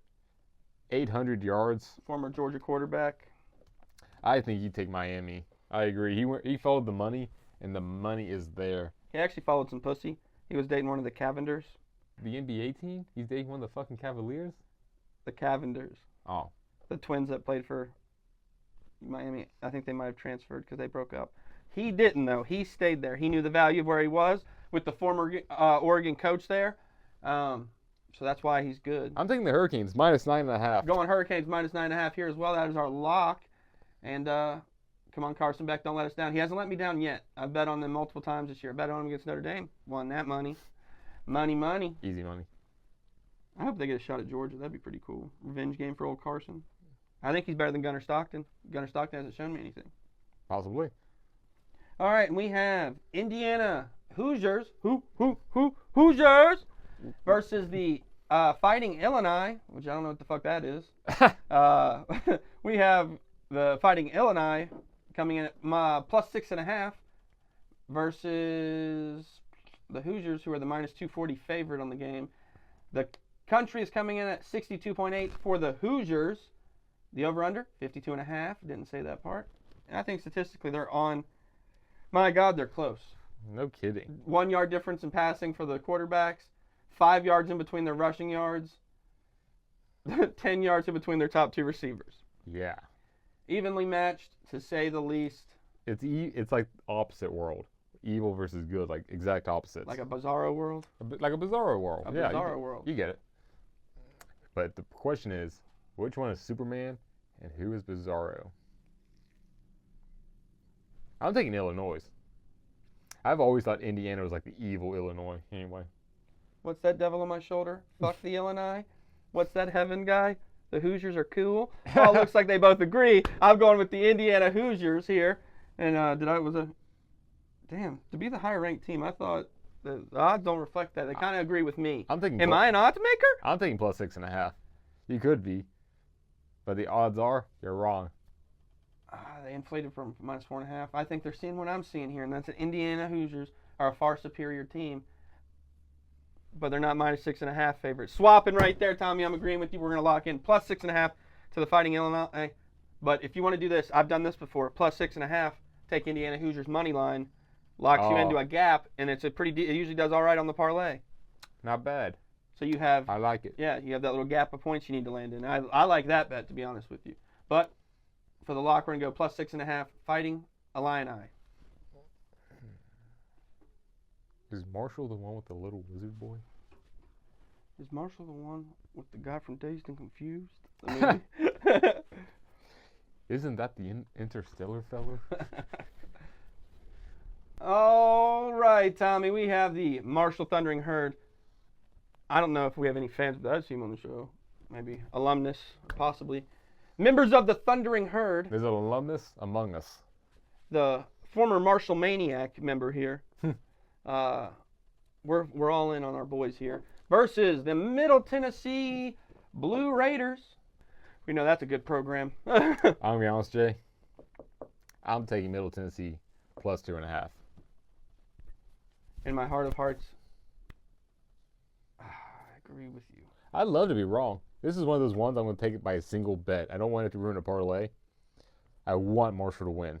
If I lose this one, I'm ecstatic. I'm taking Middle Tennessee plus 2.5. Because I can still lose and still win. I agree with you. I feel confident in the bet. But for my heart as a Marshall fan, I might inflate a little bit the 2.5. So I can be like, oh, we can win by 6.5. I can see that. Something like that. Yeah. Marshall, yeah. So I'm like, guys, I knew y'all were going to win. Just not by 6.5. That's fair. That's very fair. But plus 2.5, I think is totally realistic for the other team because I think they possibly may win. Our only win so far is against Eastern Kentucky. But they're not even the best team in Kentucky. And Kentucky doesn't have a good team. Middle Tennessee's in Kentucky? No. We beat Eastern Kentucky. Who's not even the best team in Kentucky. Of course, yes. And Kentucky doesn't have good teams. No, terrible. I bet Marshall could beat UK. Probably. They play tiddlywinks over there, not football. All right, I'm going Middle Tennessee. I didn't even want to say it. Middle Tennessee plus 2.5. I understand. I gotcha. Somewhere Devin is rolling around in his rolly chair. I would have said grave, but he is not a dead person. But he is probably stressed out rolling around somewhere like, oh, you know his heartbeat just going through the fucking roof. He's not going to like that. I took plus 2.5, but Tommy. Oh, fuck, it is Kansas. God damn it. WVU versus Kansas, live on FS1, 6 o'clock. For people in West Virginia that are looking for that game. We have the Mountaineers plus 12.5 versus the Kansas Jayhawks coming in at minus 550 favorites. 80% of the country is against WVU. But let me throw this out there. They were last week. And what happened? The Pitt Panthers went home with their tail between their legs. Backyard brawl winners, Tommy. They did. You don't seem too convinced by my pep talk there. I don't. Because, like you said, at home. What happened to, I'm only taking this team during basketball? Kansas has a very good basketball program. They have a fantastic basketball program. But Butts are cool. I will say that. Butts are cool. So does West Virginia. West Virginia's a basketball school. I said it. We've all thought it. We just beat Pitt. Wash your mouth out with soap, my man. I know. I'm taking Kansas. And I'm taking Kansas minus 12.5. So help me Christ, please prove me wrong, Morgantown. I got to go where the money is. Morgantown, WVU has not proven they can win on the road. How are you doing this to our fans, Tommy? I know. Tommy, how are you doing this? I know. So I got to come in here and make this pick. For the viewers at home, I'm going to pick the Kansas Jayhawks minus 12.5. They don't stand a chance here. Jay, you're breaking your mother's heart. I think would break my mother's heart more if I lost this money. Bang, I'm betting my inheritance on this. Jay, that's also your entire fucking life savings. Boop, boop, boop, boop, boop, boop. It's all my money, and it's going on minus 12.5 against the Mountaineers. You know what? I'm tailing it too. Fuck. Come on, Rod, prove us wrong. Make us homeless. Please. You can't unmake the Rodriguez shirts. They were made. That's true. They exist. They're out there. We're not being good homers right now. But after this, West Virginia, hopefully you have a more manageable matchup. Maybe Deion Sanders of Colorado. I don't think they play him this year. That'd be pretty cool. No, that'd be pretty cool. Or, somebody else. My point being, it's somebody else, not on Saturday. I'm taking Kansas to cover. Yeah. Kansas better than Ohio. Bobcats. Significantly, yeah. They're better than the Pitt Panthers. I'd take. Oh, yeah. So, there's nothing against WVU's 2 wins. I'd take Kansas over those teams as well. This is their toughest opponent. But I can see them putting up 14 points. I can see them scoring 2 touchdowns. The question is, can Kansas put up a ton? I don't know about the over-under. Take the Jayhawks. Jayhawks, minus 12.5. We are sorry, the 304, that had to happen. But sometimes you just got to hate being a loser and make the right choice. Yeah. Sometimes. I don't like it. So that concludes Blitz the Book. Tommy, we're going out on a solemn note. We basically told our whole state to go fuck themselves. We're moving on to our next segment. It's coming right up. We'll be right back. Oh, thank Christ. Welcome to Blitz the Book. We are going to do NFL football first. We are starting off with the night game on Sunday. Kansas City versus the New York Giants. I don't know what happened there. I think I had a small stroke. Kansas City is minus 6.5 favorites. 0-3. Are they the biggest favorites that are 0-2? Damn, yeah. They haven't won a game, Tommy. As you said, I can't take a money line until they've won a game. No one has won a game in this one. New York Giants 0-2 as well. Yeah. Did you know that Russell Wilson at 618 yards is leading the league in passing? Yep. Threatened to get benched week 1. Play the Cowboys. You're the best quarterback in the league. That's all I'm saying. Jerry Jones, you're a moron. Tommy, holy shit. I now see that Russell Wilson also leads their team in rushing yards. But so does Patrick Mahomes. What is going on here in this bizarro world? Patrick Mahomes hasn't rushed for 100 yards in his entire fucking season. And 2 tuds. Yeah. No, it says 2 tuds. 2 rushing touchdowns. That's crazy work. In this game of, butt teams, ass cheek poop, what would you take? My God. Any other day I would just take the Chiefs to cover because it seems like a no-brainer. But the Giants actually showed the fuck up. And they're playing in New York, so that doesn't help anything. Yeah. And I don't think Chiefs at 0-2 should be 65% win over anything. Well, yeah, I'll take the Chiefs money line. I will take that. Honestly. But man, the Giants plus 6.5 feels good. Yeah, that feels like home right there on this one because you get Chiefs money line, but you also get 6 points. Yeah. So you can get also a Giants win. You get more coverage of the same field. Man, I just don't know because the Chiefs have played quality opponents or they've played in fucking Brazil. So they haven't played like a fair game. They're playing against the Giants. I bet they come out swinging. You know what? Caution to the fucking win. I'm taking Chiefs minus 6.5. Well, I'll give Giants some credit for being out of the NFC East. They're the best, the NFC Beast, as they used to be called. We're going to bring that back. NFC Beasts, such a hard division. They've had to play 2 teams, one being a poop team. I will say that, the Cowboys. But they played a very good team the first week. They almost got their number 1 quarterback in the league benched for Jackson Dart. So I'm going to go with Giants to cover just because I think that gives me more coverage in the field where I feel comfortable. So all right. We've got our headbutt of the week. We are at odds on this one. We'll have to fucking flip a coin to find out. No lock on this one. All right. We are going to Cleveland, to the 0-2 Cleveland Browns versus the Green Bay Packers, 2-0. I don't think Cleveland will score. And I mean that. Look what we're at the point now where we have to say Green Bay is good. Yeah. What they did to the Lions week 1, definitely, to the Commanders week 2, both very high-powered offenses, known for their offense over defense. Sure. Made us look very civilian, like doubt us as teams. And the Cleveland Browns team, that is a bad team. But you're forgetting about Joe Flacco. Joe Flacco. Joey Flacco. Joe Flacco can do anything. He's starting for more yards than Jordan Love. If Joe Flacco had to fly around the earth in reverse to stop time or something, he could. He just chooses not to. Or he's done it and we just don't know about it because, he reversed time. And then, the Browns starting running back, though, he's not the starter, but he's their leader in rushing yards. Quinshon Judkins, homie got a vehicular loss, broke vehicular law before he even had one practice with the Browns. It's crazy. Why can't they just obey the law in cars? Oh, dude, the Browns love breaking laws. It's awesome. I just mean in the NFL in general. They all just love speeding in cars. They've gotten too big for their shoes. If they were driving a Corolla, they couldn't go that fast to kill somebody. Everyone knows a Corolla tops out at 35. That would be funny. They just put limiters. Speed lock cars. To 70. Not even that, like 50. They can't do backwards. But all in all, yeah. I'm saying more receivers would play in Fantasy League if receivers couldn't go over 70. I think the money line is a lock. If you're feeling spicy, take the Packers to cover. I'm going over 7.5. Yeah, I said that incorrectly. I'm taking Green Bay to cover 7.5. I think that's easy. That's them scoring one touchdown because I don't think the Browns they're gonna be limited. So that's 2 touchdowns because it's 7.5. They're not gonna probably go for 2. They could. You don't know Green Bay. What, from one touch? If they only scored one touchdown, they might be like, "Oh fuck, we need points. We only made it down here once." You're telling me the Browns are gonna keep the Green Bay? No, I'm saying the Browns were scoreless in that scenario. But in that same scenario, they only score 1 touchdown. No, that's the minimum. No, they have to score at least 2, or they have to score 1 to go. They're going to score 50. They're going to score 50 touchdowns. Take Josh Jacobs, anytime touchdown score. They're going to score. Okay, take Josh Jacobs, score a touchdown too. Another good pick. Move on, Jay. We're getting angry. He got 2 touchdowns. 2 games has been played. I feel like that is a lot. My rage knows no bounds. Oh, I hate talking about the Browns. I hate talking about. Speaking of another team, I hate to talk about the Saints. Oh yeah. You know what they Saints? Fuck. They ain't good. It's true. The bottom of their division where they fucking belong. And they play in a super tough division, full of tough competition. But they belong at the bottom. What, the Buccaneers? Nah. Oh, the Buccaneers, super good team. Super fucking good. But Rattler. Who else?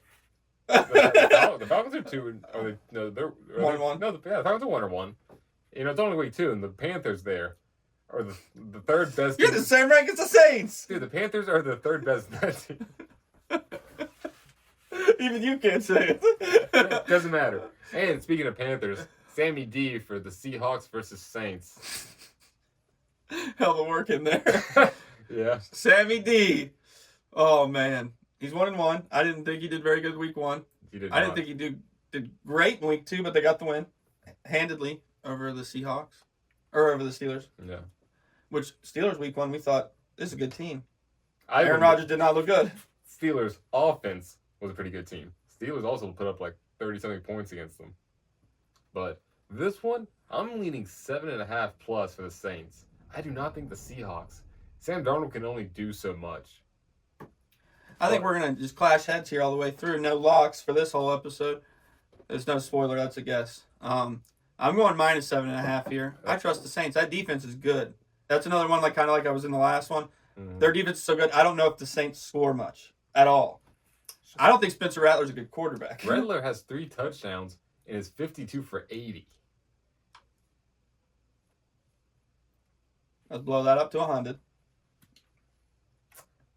What's his percentage? Is it under 70? Because that's the mark of a decent quarterback, 70. It's a great quarterback. He's just under 70%. He's 0-2. He's 0-2, but Alvin Kamara really hasn't done too much. He should be doing more.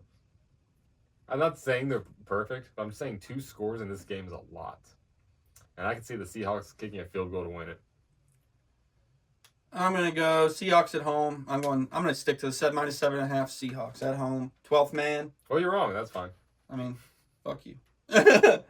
Fuck you up your stupid ass. All right, for the next game, we have Cincinnati Bengals versus the 2-0 Bengals. They haven't done that in years, usually slow starters, versus the 1-1 Vikings, who are a 1-1 garbage fire. I'd almost rank them with the 0-2 teams on account of what I've seen. They've had one good quarter. One. Against the Bears, who we're learning are trash. I didn't learn that. I knew that. I woke up knowing that. But this thing has J.J. McCarthy still playing. And I don't because Carson Wentz don't have stats. Yeah, I don't think he's playing. I think Carson Wentz is starting against Jay Browning. We got 2 backups, but one backup's significantly better. One's a Super Bowl winner. And Jake Browning has more interceptions than touchdowns. To be fair, if McCarthy would have played, though, their stats are pretty on par. And Jake Browning's only played 1 game. That would have been a way closer game, I'm going to be honest. Yeah. I think Carson Wentz is actually what's going to be the deciding factor. And if he's the deciding factor, Tommy, I'll tell you something.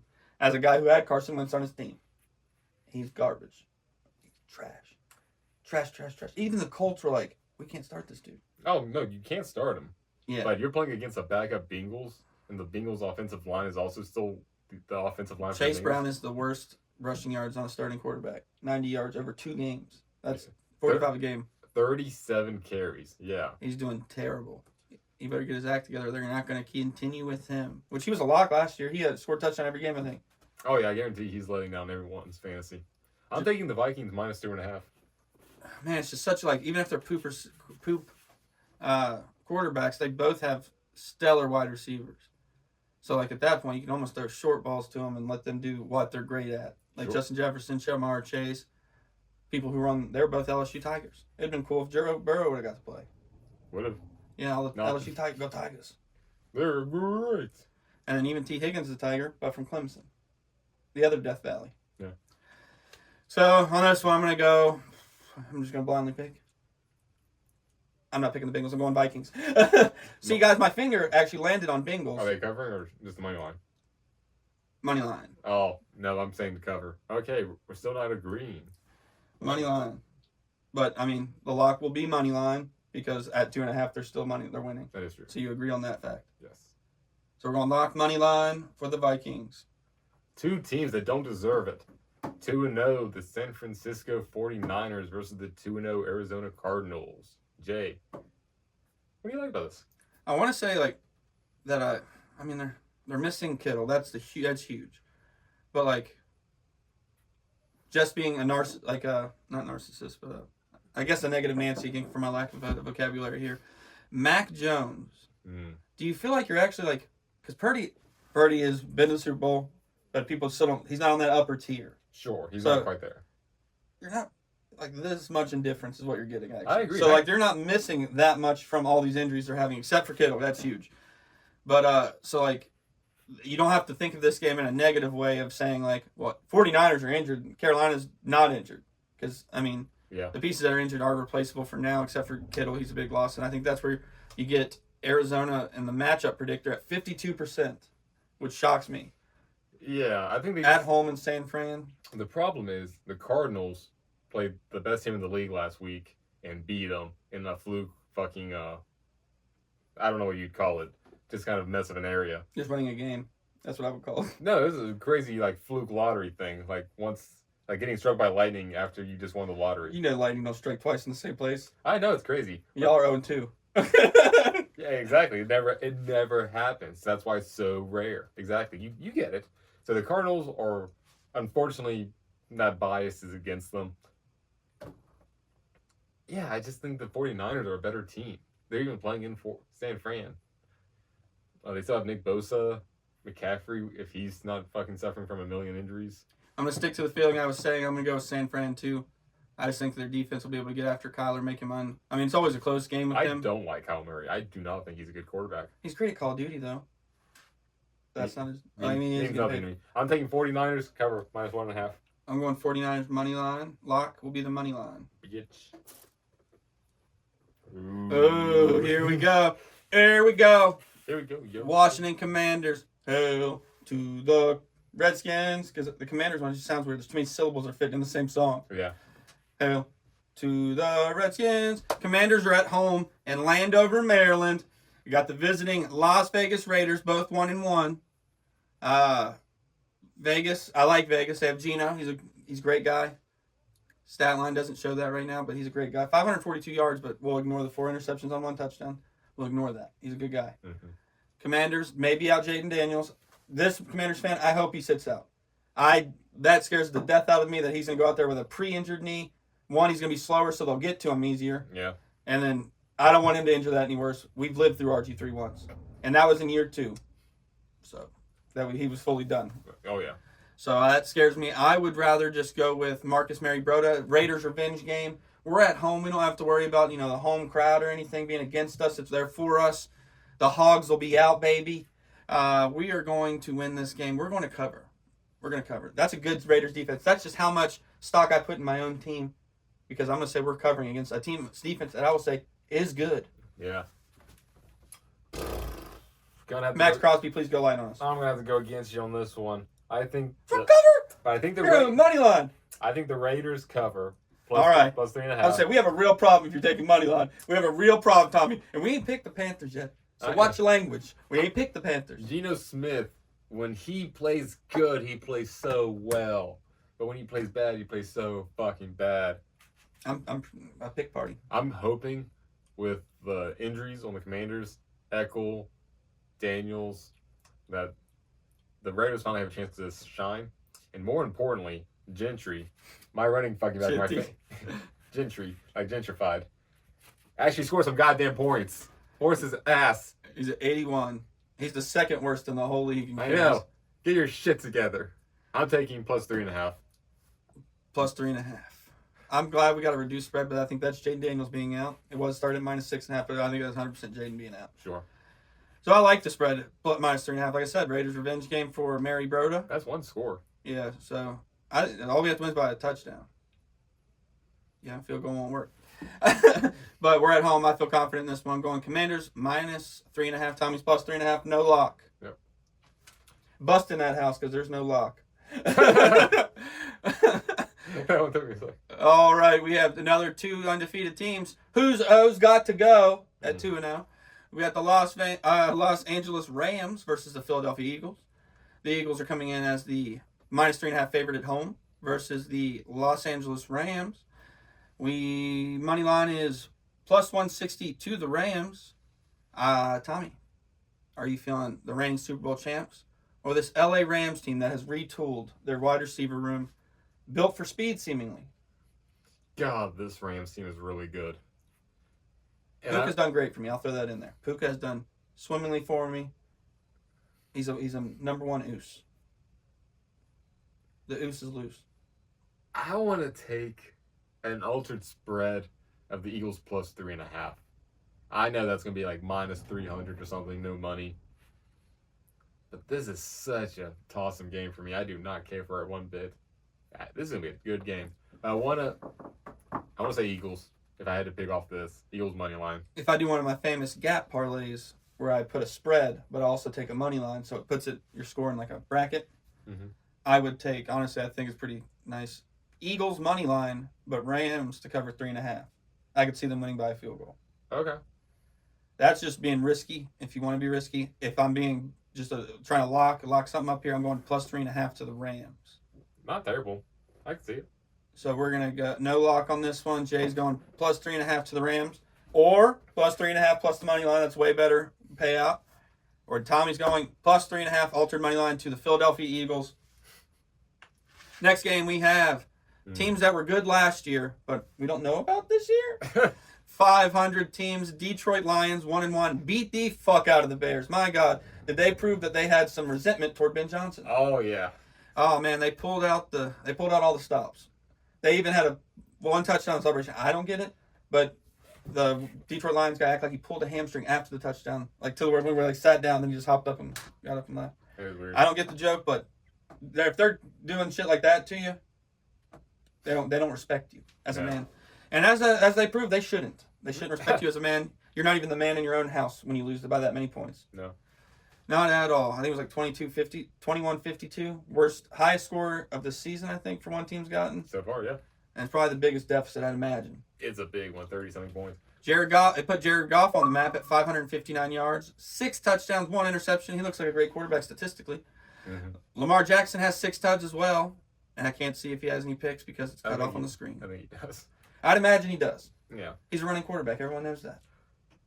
Honestly, there's just something about Joe Flacco that I miss. I think the Ravens win this one. I would not take them to cover. That's where I was leaning, was Detroit cover, but I think the Ravens will win. Because that way you do get the upset if the Lions do win, and you get 5 points. Yeah, the problem is the Ravens are really fucking good. The problem is they fucking folded in that fourth quarter to Josh Allen, and you can't give Josh Allen that kind of time and pressure. Because he will beat you to death with his dick. Yeah, it's not. His big old cocky, he's going to pull it out and beat you to death with it because he's that good of a quarterback. I don't know about all that, but yeah, the Ravens. Is this our first rated R episode? No way. That one we showed full penetration. And we say a lot of curse words. A ton. Let's try to break a record in one episode and just say fuck repeatedly. Fuck. Invite the Guinness World Book of people here. Like, we're on a podcast. Start your counter. Fuck. Yeah, that's not a bad idea. Put us on the map, maybe. Anyway, we're digressing. I'm taking the Ravens money line minus 270. I'm going to go Detroit Lions plus 5.5 because I like to have the Ravens. They can win. But also I can get a little bit of if the Lions win. Sure. So I get a little bit of both. I'm playing both sides. No matter who comes out on top. I'm playing both sides. Yeah, but if you're playing both sides, you shouldn't tell both sides. All right, so we are going Detroit Lions plus 5.5. Tommy's going Ravens money line. Yep. Yeah, I was right. I remember correctly. Oh, man, this is the toilet bowl right here, ladies and gentlemen. They should get a trophy. The Dallas Cowboys versus the Bears. Dallas is 1-1, but they beat Russell Wilson. Who gives a fuck? You know? Yeah. Ignore what we said about him in his game. Beating him's nobody. That's what I think. CD Lamb is the leading receiver. I heard he drops a lot of balls. And I just literally picked CD Lamb off there to just make fun of him for a second. Sure. Javonte Williams is probably their best player. He's actually impressed me for the Cowboys. Caleb Williams is poop soup. Everyone knows that. And that's just the parts I'm seeing that just go into deciding this game. Did they use, for K. Clark, a picture from him with the Packers? They did. Interesting. He hasn't taken a photo with Jerry Jones yet? I wouldn't either. He's going to steal your soul. That and, you just imagine you're probably going to be gone next year. It's Jerry Jones. He ain't going to pay you. Jay, you're not going to like this. You're not going to like it one bit. I'm taking the Cowboys money line. Tommy, I think you might be wrong here because normally I hate them. And I hate that I have to do this. But I will never put money on the goddamn Chicago Bears to win a football game. Not an American football game. But, never do that. Okay. I'll never do that because I'm not a fucking moron. I will never put money on Caleb Williams to win a football game ever again. So what are you doing? I'm going Cowboys money line. That's why I just said Cowboys money line. You disagreed. You said you had to bet on Caleb Williams. I said I'm taking Cowboys money line. You disagreed with me. No, I didn't. I disagreed with you because you said that I was going to hate it. Oh, gotcha. Okay. There we go. We worked through it. A little bit of back and forth, but we got through that. Absolutely. It was just a misunderstanding. I fucking hate you. We're moving on to the next game. The lock is the Dallas Cowboys. The Houston Texans versus the Jacksonville Jaguars. Well, this is a no-brainer. The Jaguars are going to definitely cover because C.J. Stroud, like every Ohio State player ever, is terrible. And they do not deserve a win, and they probably won't get one. There's no surprise that C.J. Stroud has about as many, actually it's dead even, interceptions as he does touchdown. 1. A very unremarkable number. Honestly, I don't think this guy deserves to be in the NFL. And honestly, they need to shut down the whole Houston team. The whole thing's garbage. I think Jacksonville, you can give them... Are you telling me that they should cut it out? Yeah, hear me out. Cut it out. I'm thinking the Jaguars, and you can buy some points on this one. Take the money line or buy the Jaguars minus 3.5. I'm going to go Jacksonville here because I believe Mario, their owner. Mario. Yeah. Super Mario, I think is his whole name. And he said that they're going to be at the top forever, except last week. But I'm going Jacksonville here because Houston has blown 2 leads on I think the final drive of the game twice. Yeah. The fucking Buccaneers had 19 seconds to get a touchdown, and they did. Talk about calling your fucking shot. You can't discount Baker. He's in the kitchen. Baker was in the kitchen. I'm going Jacksonville here. But Trevor Lawrence has got to pass the ball here, like Liam Cohen said. Can't pass it at their hands. You got to hit him in the chest. Absolutely. Hands up. Hands up. Hand up here. I'm going Jaguars. Oh, yeah. Lock. Lock. That's a lock. Lock it. Stop it. Put it in your pocket. Next, Tommy. Ooh, yeah. Oh, you said what you said. Absolutely. You said what you said. All right, we have the Dirty Birds. I've been to Atlanta. It's a nice place. A lot of people wouldn't say it's nice. And honestly, it is nice. I had a great time at College Football Hall of Fame. Went to Coca-Cola World. Yeah. Went to an aquarium. Saw the undersea animals. Did you see a stingray? I saw a stingray. I have a picture of a huge stingray. We'll put all my pictures after the segment because you want to see my vacation pictures from 3 years ago. Put that song. Vacation. Hey, we're going to get hit with a copyright.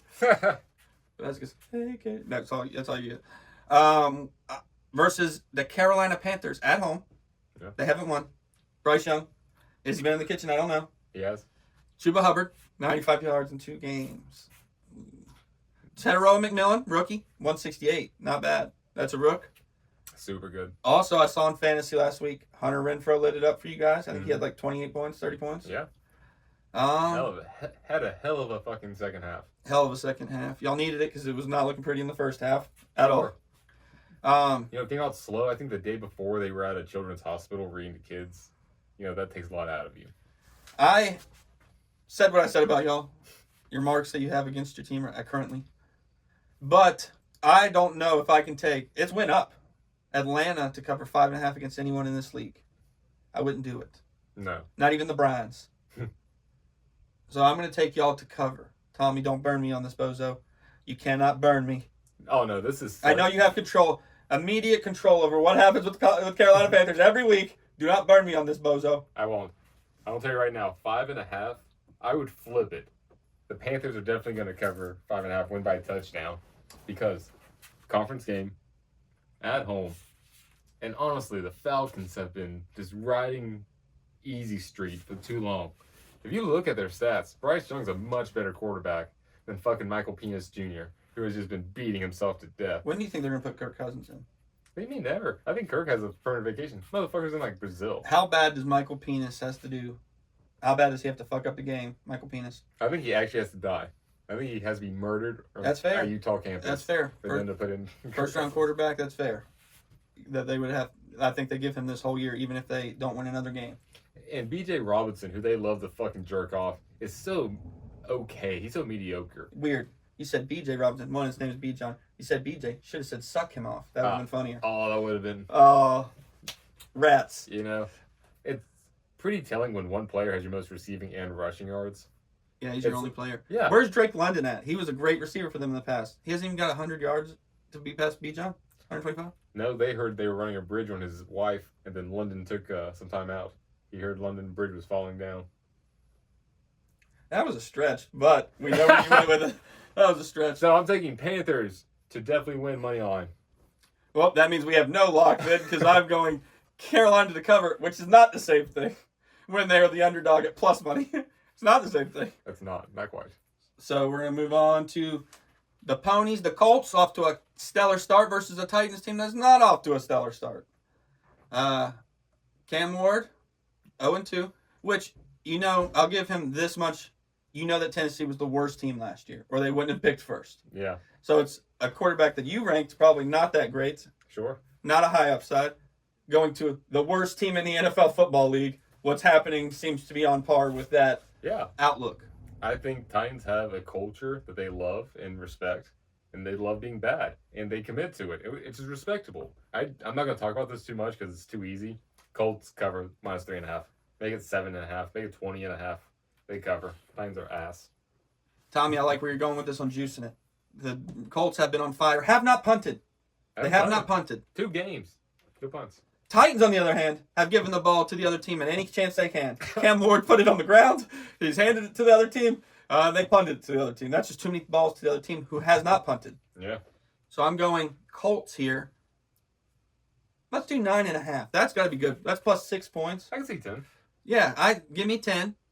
I think that is very possible. And I don't care that it's an in-division conference. I know crap when I see it. When I look in the toilet, I know if that's a piece of shit. And that's a piece of shit. Yeah. So that's gross. My point there. My mommy is calling. There's a lot of games on. We have, for the next one, the Denver Broncos versus the Los Angeles Chargers.